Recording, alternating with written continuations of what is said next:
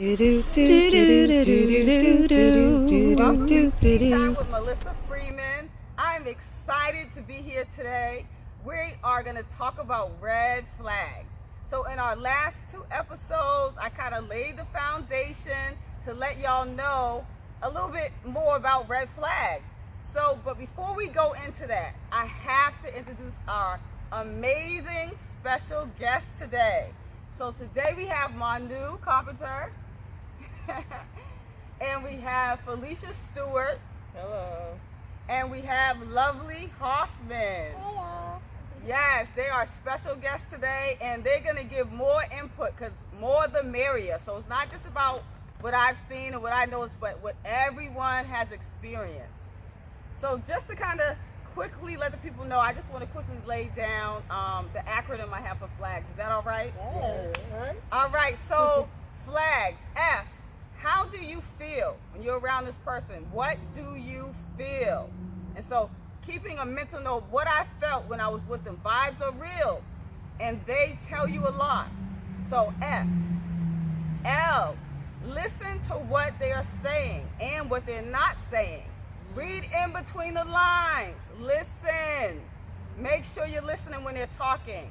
When you are, I say interviewing, not dating, interviewing. A. What are their actions? What are their actions telling you?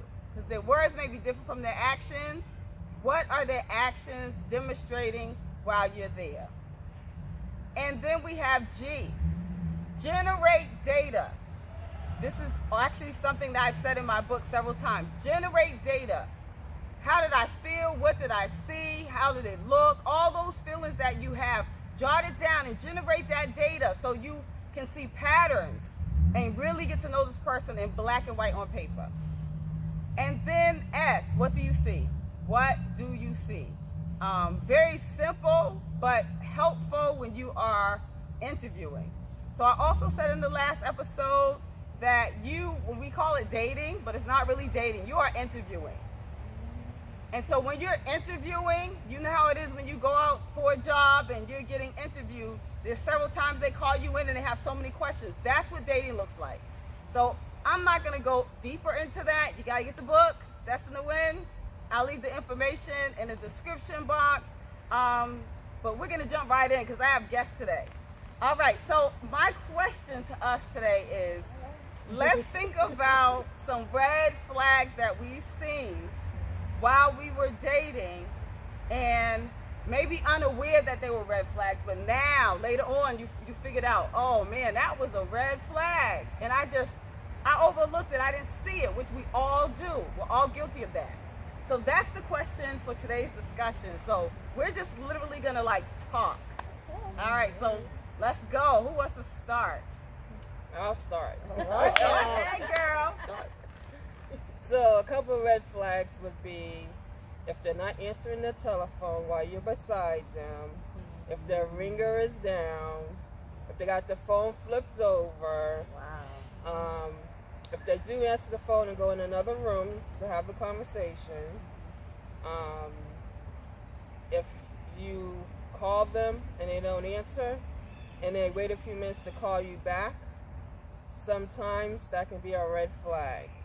Because they're trying to get in an area where they can have a conversation with you, so you don't feel suspicious, and whoever they with don't feel suspicious. That's a good one. So Yeah. were you dating someone and that happened? Yeah. And during that time when you dated him, did you kind of overlook that, and then later on was like, oh, that was a red flag? In the moment? In the beginning, I started overlooking it, and then I started getting this gut feeling. So then when the person would get up and go in another room, I would get up and go tiptoe and listen, and then it was like, oh, okay, this is what's happening. Or if they would leave the phone in the room and forget to turn the ringer off, and the person's phone, a female's phone name popped up, then okay, let me answer it, because if we're going together, what's the secret? Answer the phone, you find out it's a different story. I like those red flags, because I feel like those are very common ones especially today. Like everything's technology, everything's on the phone, right? And when people are dating, they communicate through the phone, whether it's calling, whether it's text, but like those little things are like leaving the room. Like those are indications that why can't they talk in front of you, right? Yeah. Why can't you talk in front of me? So those are little indications that we should be aware of when we're interviewing. Yes, I like that. Because if there's nothing going on, there shouldn't be a reason why you gotta get up and go in the other room and have a conversation. The other thing is if they're sitting beside you and then they got the phone this way while they're texting, red flag. Because if you're texting something that doesn't matter if I see it or not, you shouldn't have to be like cat-a-corner with your phone.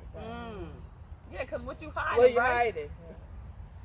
Stop playing. Red Red flag. flags. Red flags, girl. Red flags. I hear you. But I really want to say something though. I think it's really important to like kind of have like the different things match into, because I feel that you don't want to be so suspicious that, you know, like maybe like what if you're not really feeling anything? You know what I mean? Like what if it's just really a conversation that is, you know, I guess the data you're collecting. Like if they're doing it every time, I think maybe. Then you can be like, okay, there's a pattern here. But if it's like once in a while even, or if you really don't have any suspicion, so I don't know, I feel like we should be careful too, because I feel like there are some obvious things, but then sometimes we might overlook things and maybe try and find that balance. So I think that's when it comes to a pattern, you take a notebook, you write down what the red flag was, you know, like the date and time, and then just wait and see like how frequent is it happening. And then when it happened, did you have a gut feeling? You gotta trust your gut feeling. If you don't have a gut feeling, I wouldn't say really act on it. I would, if my gut feeling is like, that's your red flag, your gut feeling is your other red flag telling you, hey, something's going on. I wouldn't just jump on the bandwagon and say, oh yeah, because all this is happening, yeah, he or she is possibly cheating on me or not being faithful. I wouldn't say that. The other thing is if you plan to go out with the person and they can't meet with you after a certain time frame or on particular days, red flag. Red flag. I know that's right. Why can't we hook up after 8? right. Where you gotta be? Who you with? Right? Are you married? Right? And like holidays or like important things where it's like that can be like with family, like okay, we never go on Christmas, we never go Valentine's Day, like you mean more, we can't hang out on Memorial. Right. Or that person came and met your side of the family, but you haven't went and met their side of the family. Red flag. Because you should have met at least 1 or 2 people within the family. Somebody, right? Somebody. That's good. I would like to say in terms of red flag for me is like character is so important to me. So to see how a man treats his mother, his sisters, you know, his grandmother, like those are good indications as like I would say like how they would treat you. So for me it's important that like my husband now, like, you know, he cherishes his grandmother transitioned this year, but he cherished his grandmother. Really respected his mom, you know, and his sisters. So for me, if that, sometimes people can like show themselves, and you see how they treat other people. So for me, that's a big red flag. And then the willingness to meet my family, you know, because sometimes they're like they have something to hide or something, so they may not want to meet your, you know, your parents, your family. So those things like that are red flags. If people are like not respecting their parents or women around them or the women in their lives, and not being willing to meet your family, red flag. Red flag. Because if you're serious, right, you will want to meet the family. Right. Because when you're interviewing, you want to know who that person is. And what better way to know who that person is but by meeting their family. So like there's a disconnect, and it's just like I just want to be around you but never want to meet your family. You have to be willing to meet the family. And if you're dating, like if you're interviewing, what we call dating, you would want to meet the family, right? Because you want to yourself see who this person is that I'm with.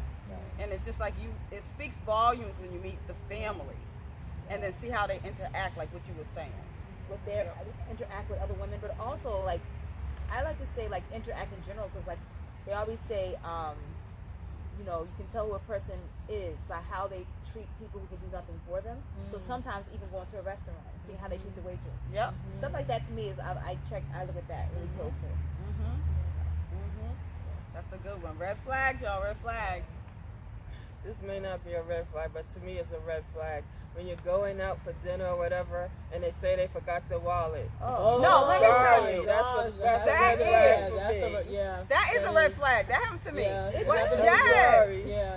One time I was dating this guy, and he was like, he was a clown anyway. I was dating this guy, and he was just like, oh, I forgot my, oh no, he didn't use the wallet thing. See, sometimes he used the wallet. Yeah. He said his check didn't come in that Friday. No, that he didn't But check now. why we in the car heading to a restaurant? You knew that this morning, I know. right? Right. Exactly. So I was like, okay, I guess we're not going out then. Right. Yeah. But then he tried it again. It was the next week he tried that same thing no. again. Like, oh, my boss keep messing up with my check. I'm like, no, this dude, yeah, okay, Yeah. I'm good. Yeah. So like, I feel like you're saying you don't think it's a red flag. I think it is. Yeah. Because you're gonna be intentional. Right. If you're taking someone out, you want everything to be perfect, Yeah. right? Yeah. Let me have my money. Let me make sure I put my smell good on, Yeah. right? Yeah. Let me make sure I look good. You're not gonna walk out the house without your fresh. wallet. Yeah. Absolutely. Yeah, that's a red flag. Yeah. And it's so funny that happened to me a long time. I don't think I was like maybe 18, 19.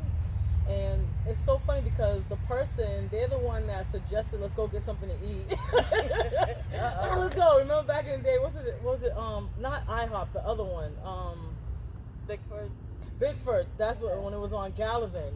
And they're like, yeah, let's go get something to eat. And then like we're at the table, we're ordering the food, and like, oh yeah, I don't have any money.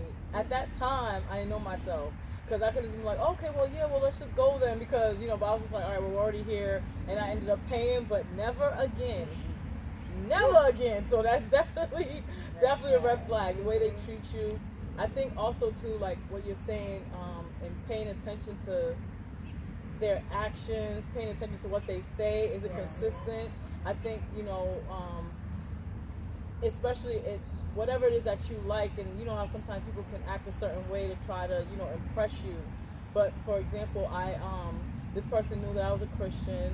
They knew that I love church.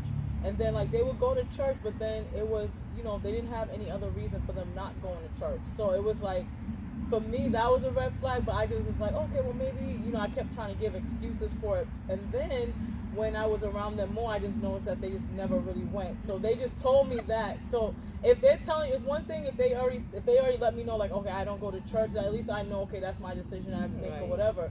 But like, don't give me that impression as if you do because you're trying to impress me, and then you're not matching because every so often you're not going, or So I think definitely listen to what they say and how is it matching to what they're saying? Is it lying, or are they being deceptive? So I've been through that. I was dating this one guy. It was hilarious. I was dating this one guy, and he would call me, and he'd be like, yeah, I just came out of service. I'm like, oh, what was the message about? Because I'm like, I'm real when it comes to church. Tell me the message. What's the message about? And he's like, oh, I was like, yeah, this ain't real. Because if you're really into God, you know what the message was about. Yeah. You may not know all the verses the pastor spoke on, but you're going to have the core of what the pastor was saying. You can at least give me that, right? Something's going to resonate with you. Yeah. Exactly. Yeah. And then one other time, he called me while he was at church. And why are we on the phone if we at church? Like, why are you calling me? And I was like, you're at church. And he's like, yeah. I said, why are you calling me? And he was like, oh, I just want to see how you're doing. I'm like, why don't you enjoy the service and call me after? So for me, because I know myself, I'm like, I'm not looking at my phone. I'm not getting on it. I'm not texting. I'm like, because when I'm in church, that's the time for me and God. So the fact that he called me, I was like, that to me, like, you're not serious about God. Like, what are you calling me for? Yeah. Then let me tell you what let me know that it was real, that he wasn't serious about God. What happened? He said, tell me, girl, tell me. Everybody took their wallet like, we're going to get some tea. Tell me. Listen, I was like hanging out with him one time, and we drove up in front of his church, and I didn't even know we was going there. He was just like, let's go for a ride.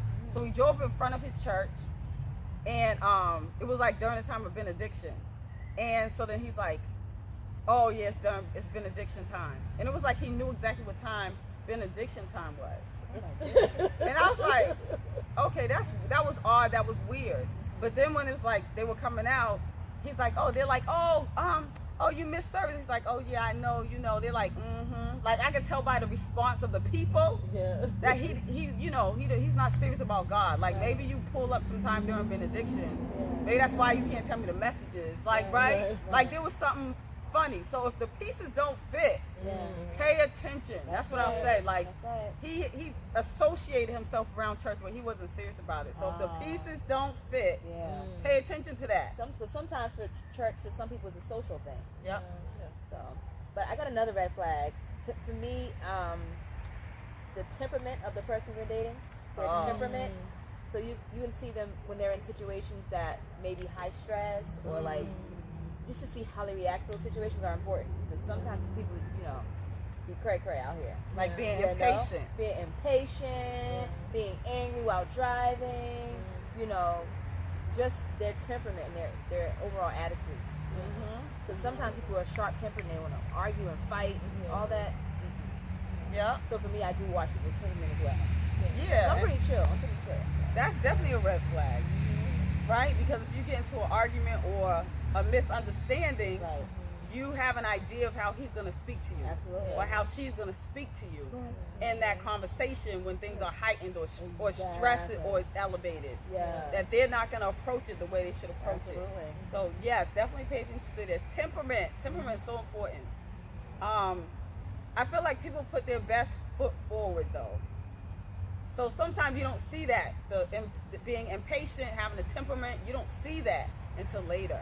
So that's why, for me, I think it's important to make sure you really know someone.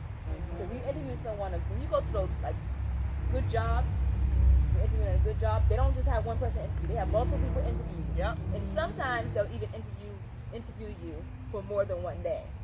And then sometimes they may give you a task to complete. You know what I'm talking about, right? So, because they want to make sure that they're able to kind of like wean out all the trash. That's right. That they're able to kind of like figure out who's the perfect person for the job. So, hey, I think it's important to know someone. My husband and I, we knew each other since we were like, in college, and we got married 9 years. Now, some people that may be too long for some people. We were young though, so, but like, I feel like I knew a lot about him and who he was because of that. But to each his own. But it's important to really know the person, and that's how you meet their family. That's how they meet your family. Things like that. You know their friends. They meet your friends because you can tell who a person is by who they hang around all the time. That's too. right. That's right. So that's why we call it interviewing. Because when you say dating, it's almost like the definition of dating is not clear. But when you say interviewing, it's very clear that I'm interviewing you. There's no real connection yet. I'm gonna have my first interview, my second interview, third interview, maybe a task. I'm gonna give you 3 tasks. Let me see how you can handle this. What you gonna say if I say this? How you gonna act if I do this?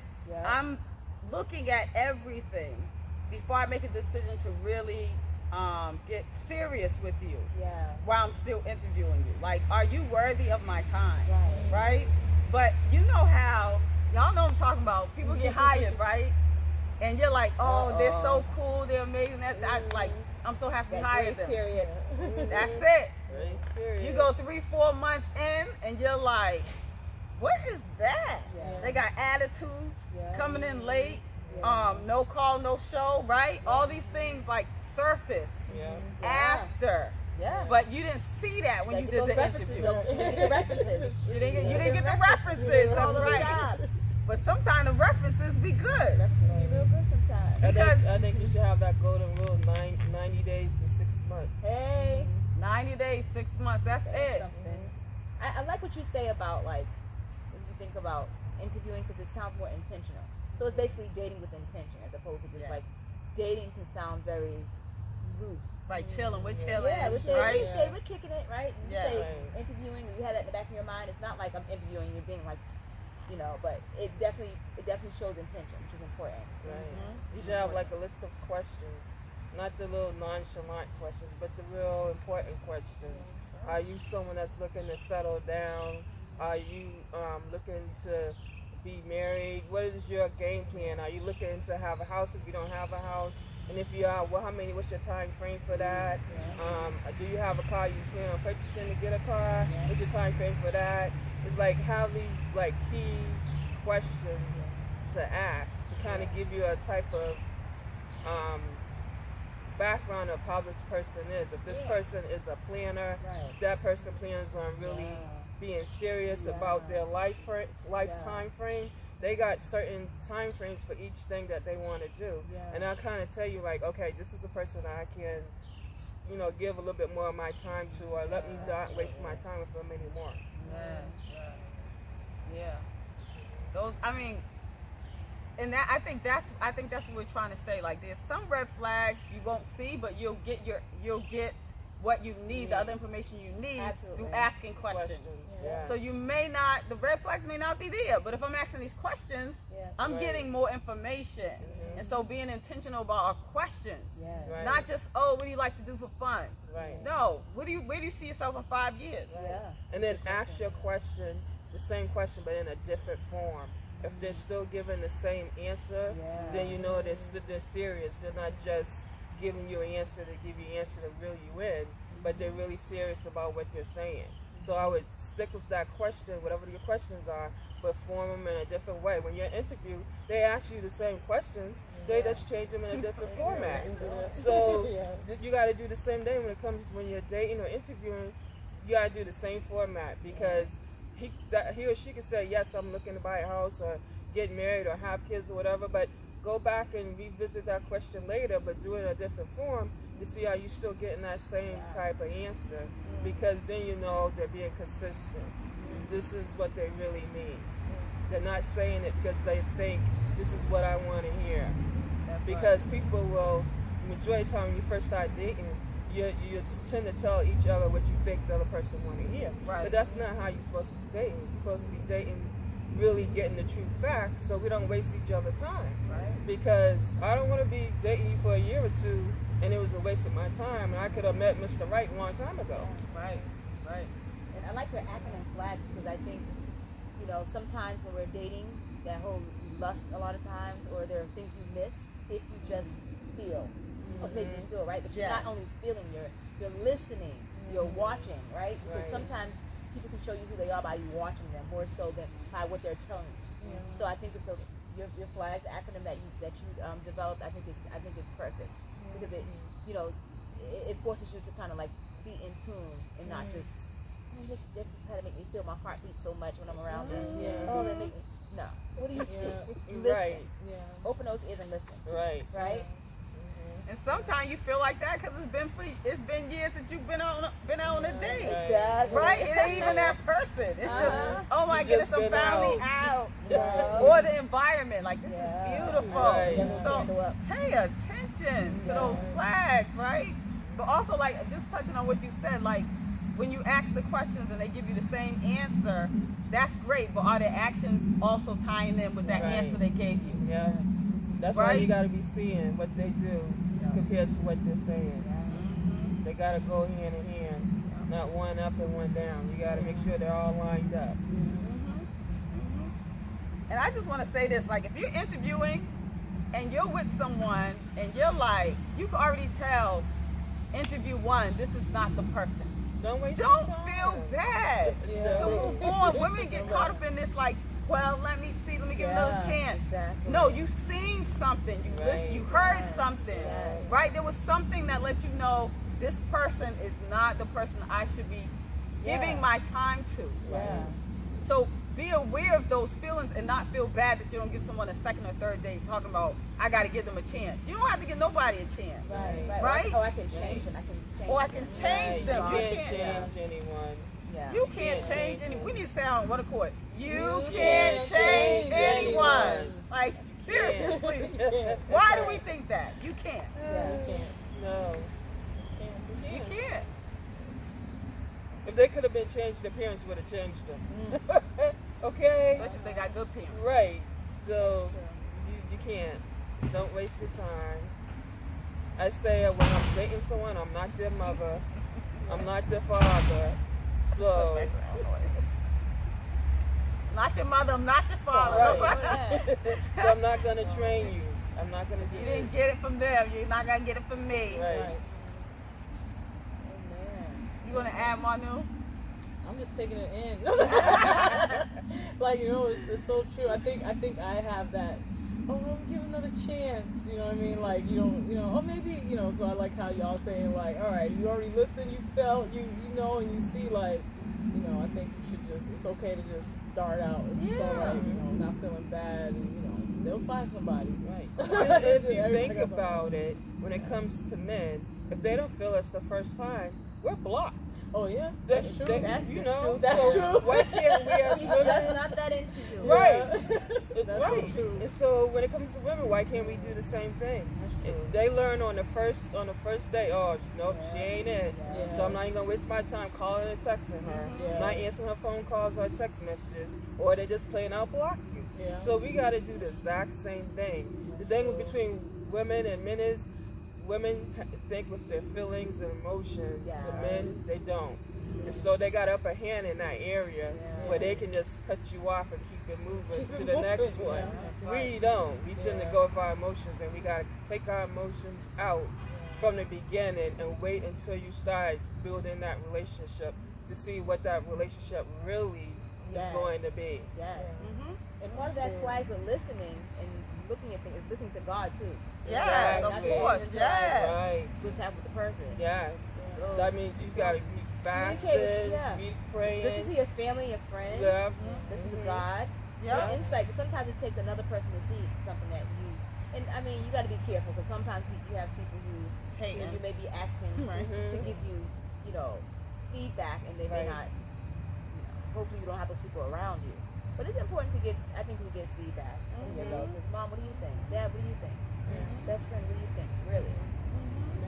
Definitely. When you think about your third or fourth interview, naturally, there's always more than one person there. Right. Because after you leave, they're like, what do y'all think? Yeah. And they came together and discussed you. Yeah. Right? So it's the same thing when you meet the family. You go to your family, what do you think about him? What do you think about her? Right? Get more insight. They may see something you don't see. Right. But just to touch on what Felicia was saying, the Bible says you're fearfully and wonderfully made. Right. So you don't have to waste your time. No. God's not going to present something to you that's garbage or trash. No. If you're fearfully and wonderfully made, He's going to present someone who's also fearfully and wonderfully made. The key is having patience to wait. Yes, you got to have patience You gotta when you're have on this patience. interview. You have to have patience when you're interviewing. Yep, you got to have patience when you're doing that. But keeping in mind you're fearfully and wonderfully made. I was thinking about like how we were saying, you know, if you see the interview's not going well, like you can just go and be out. I remember one time I had an interview, it was a natural interview, and I already knew this place was not it. Wow. I got there, they had me wait for half an hour. Well. Then when they finally brought me in the room, somebody else came in and they're like, oh, we booked y'all at the same time. I was like, okay, what am I seeing? They're not organized. Right. They don't really have themselves together, right? Don't value time. They don't value my time. They don't appreciate the fact that, you know, I made time for you. I took some time from my job to come here. Then they put me in a room because they wanted to interview the other person first. Because the time, you know, the time they had, they put her before me because of the time they put her in the slot. They put me in a room and there was all kind of important documents in that office. Yes.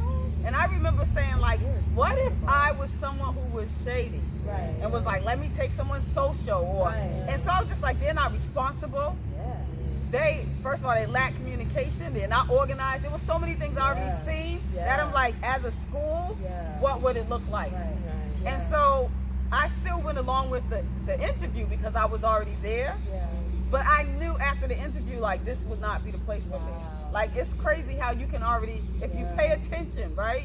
If you use that acronym, even in your natural life, you're like, oh no, that's not a school I want to be at. Y'all unorganized, y'all don't communicate, y'all Exactly. Negligent. don't appreciate my time. I'm coming here, you know? So keeping all of that in mind. This is a wonderful discussion. I am so happy that you all are able to join me. Is there any last things like we should tell the people about red flags that you're like, you know what? I have to say this before we leave. We want to make sure people are getting what they need. What I would say about the red flags that I mentioned earlier, when you see them, I would have a conversation with that person. And I think sometimes you just have that conversation with them and say, hey, I noticed you do this, I noticed you do that. They may not realize they're doing that because they really may not be doing anything, but they don't realize they're doing those particular things, and that'll cause them to be more cautious and not to do that. So I would definitely say have that conversation. Yeah. And then if you have a conversation and it's still happening, then I would say, okay, that's definitely a red flag because we had the conversation, and so they know that I'm aware of what they're doing, and they need to change, either stop doing it if really isn't nothing going on, or they're going to keep doing it, which lets you know that's a red flag. Yeah. But I definitely say trust your gut instinct. That's right. And then just to add to that, if you had the conversation, they did it, that tells you right there that they don't respect your opinion or they don't respect your voice. Right. So even if it's not that, it's the fact that now you're not hearing me. Exactly. So like being aware of all of that, like just being because sensitive. if they're really into you, they're going to listen to you. And if they listen to you and they're really being serious about you, they're going to care about how you feel when you see those particular things happening. And so they would be more conscious to not let those things happen. And I would say, every relationship is work. A relationship with your siblings, a relationship with your parents, a relationship with your friends. So meeting someone, it should be easy, but you're still gonna have to put work into it. We're not saying because you're putting work into it that it's not meant to be. Right. I'm saying 'cause sometimes people may think, oh, someone's gonna fall into your lap and it's gonna be perfect, and if it's not perfect, then it's red flags. No, we're not saying that. We're just saying be wise, seek God, keep your eyes open, and pay attention. And definitely I would say praying about it and talking to God about it is the best bet. Right. Newlyweds, people who are meeting each other for it takes time to really get to know someone, and it's not going to be perfect, but definitely the red flags I think we mentioned, I think we covered a lot of good things that are like some things are non-negotiable. And I think a lot of the things we talked about were like non-negotiable. Right. And I would just piggyback on what you said about communicating with God and praying and asking God to let you know whether or not this person is right for you. I've had that happen to me a couple of times where God showed me in a dream, hey, this person is actually cheating on you. So, and it actually showed me the person, and when I saw that person and the person I was seeing at the time at a family function, it was like, oh, now I'm seeing, the person was there all the time, supposed to be just a friend, longtime friend, but actually there was something going on. So I think communicating with God is very important, because if it really is something that isn't on the up and up, God will, and you're being sincere, He will show you, and He'll show you who the person is, just so you can be like, you can see it for yourself. And as soon as I seen it, I was like, oh, okay, let me shut that down, because I was told they was just longtime friends. That's what I love about God, though. If you pray and ask God, the Bible says ask, and it's right? Ask, seek, find. Basically saying, be aware, come to me, ask me, seek me, you'll find me, you'll get what you need. Ask and it shall be given, seek and you shall find, knock and the door shall be open unto you. Lord, is this person good for me? And He will reveal it. However He feels He needs to reveal it to you, He'll reveal it. It could be through a dream, it could be through family members telling you, it could be through a friend, it could be God Himself just saying, giving you this bad feeling when you're with them. So you have to also be aware too of like when God is speaking, and not just pray and saying, "Well, I prayed about it." No, now after you pray, communication is two-way. What did God say after you prayed? Did He make you feel a certain way? Did He speak through someone? Be aware of that too, because sometimes we always say like, pray, just pray, but also listen. After you pray, take a moment to hear what God has to say about this person that you're allowing to take up your space and your time, because you are valuable. Did we cover it? We covered it. Well, we covered it. Red flags, y'all. Red flags. Oh yeah, don't forget the book. Destined to Win. Go and get your book. You gotta get that book. I got the book. We all got the book. We all got the book, so you gotta get it. You gotta read it. I, in my chapter, just talk talk about relationship and marriage tips and strategies, and just kind of like adding my own experiences and like what I went through and how I was able to continue to have a marriage where we're still happy. So yeah, go and get the book. The information will be in the description box. And I'm working on my second book, y'all. So that's in the works right now. So stay tuned for that as well. I'm just so happy that everyone's able to come. My girl, Lovely Hoffman. I got my sister, Felicia Stewart, and my other sister and friend, Manu Carpenter. Oh my goodness, like y'all have no idea. Like, oh, she's my blood sister. So I know her like forever. But like, what, 25 plus years? Yeah. 20 years, Manu? Yeah. So you're getting good advice from good people because I've known them. So take everything that we've said and yeah, watch those red flags. Watch those red flags. But we will be back on another time. And I want to thank you for watching the whole episode, and we'll see y'all later. Bye.